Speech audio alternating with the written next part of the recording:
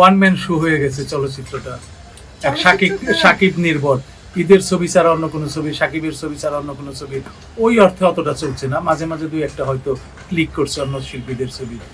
এই একক নির্ভরতা থেকে কি বেরিয়ে আসা উচিত না? এখন ছবি না হলে একক নির্ভরতা কিভাবে বের হয়ে আসবে? আপনারা মান্না ভাইয়ের সময় এই কথা বলতেন যে মান্না নির্ভর চলচ্চিত্র, রিয়াজ নির্ভর চলচ্চিত্র। না, তখন কিন্তু অনেক শিল্পী ছিল না। আপনাদের সময় সমসাময়িক অনেক নায়িকা ছিল, মান্না ভাই বা সাকিব, তাদের সময় অনেক রিয়াজ, ফেরদৌস, অনেক নায়ক ছিল। আমরা কিন্তু শিল্পী সংকটই শুনতাম। এই সংকট কবে দূর হবে গড নোস। কারণ হচ্ছে শাবনূর আপু যখন কাজ করতো তখন পূর্ণিমা সংকট ছিল চলচ্চিত্র, পূর্ণিমা আপু যখন কাজ করে তখন রত্না সংকট ছিল চলচ্চিত্র, রত্না যখন কাজ করে তখন পরিমণি সংকট, এখন পরিমণি কাজ করে পূজাচেরি সংকট।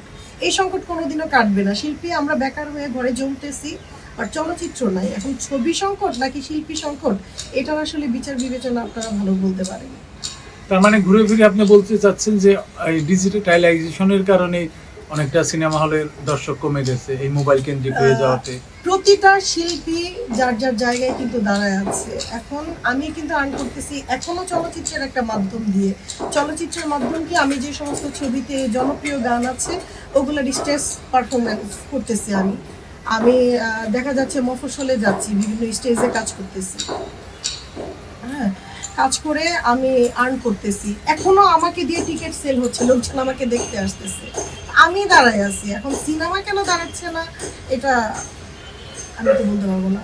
তো আপনি বললেন যে মোবাইল কেন্দ্রিকতা হওয়ার কারণে কমে গেছে।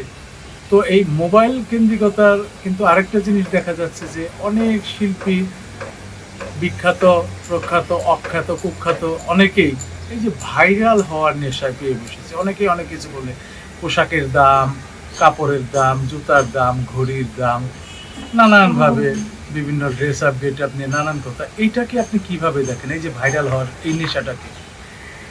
এখন আসলে আমি এখন নিজেকে যদি চিন্তা করি যে আমার পরিচিতির কোনো বাহক নাই বা বাহন নাই, তো সেই ক্ষেত্রে এই ভাইরালটাকে অনেকে বেছে নিয়েছে।